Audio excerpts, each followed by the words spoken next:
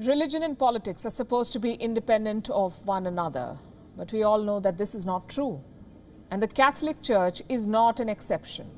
The Vatican does play politics. It picks sides, silently but surely. And it has been doing so for quite some time now.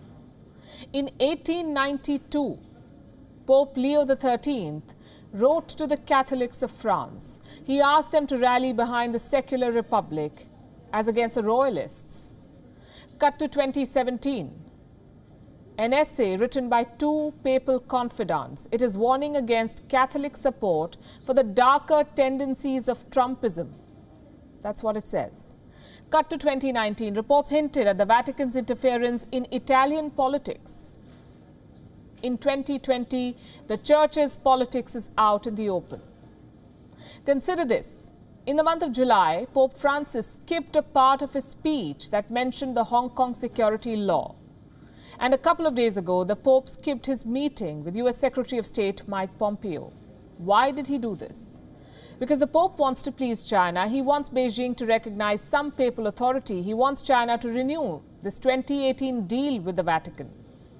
And this is not the first time that Pope Francis is picking sides. If you think about it, you'd realize that the Pope's activism has been rather selective. I'll give you some examples. Pope Francis has been vocal about the plight of persecuted minorities. He speaks about refugees, the environment, even homosexuality. He's called the progressive Pope, more in tune with the times. But when was the last time you heard the Pope talk about the Uighurs of China? Leave alone name and shame Beijing for putting the minorities in concentration camps. The Pope recently called for peace between Armenia and Azerbaijan. Have you ever wondered why he has not called on China to maintain peace along the Taiwan Strait or the border with India? Forget standing up for the rights of another country. When it comes to China, the Pope does not even speak up for the Church. In May this year, China decided to remove crosses from its churches. Did you hear the Pope speak against it?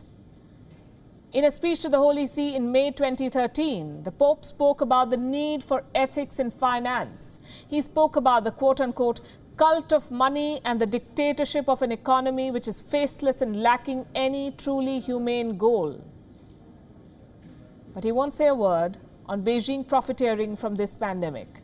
He has prayed for people's recovery from the Wuhan virus, but not once did he question its origin.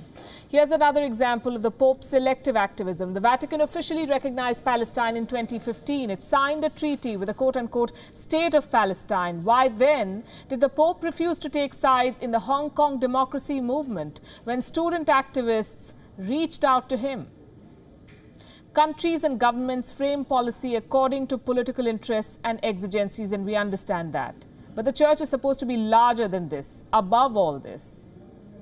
Not an institution bowing down to China, seeking legitimacy from a rogue nation and indulging in selective activism. While it may not be possible for the Church to not indulge in politics at all, it can always choose to do it with integrity and the moral authority vested in it. Thank you for watching Gravitas on WION's YouTube channel. If you want to stay up to date with what's happening around the world, then subscribe to our channel and don't forget to like and share. Thank you very much for watching WION. World is One.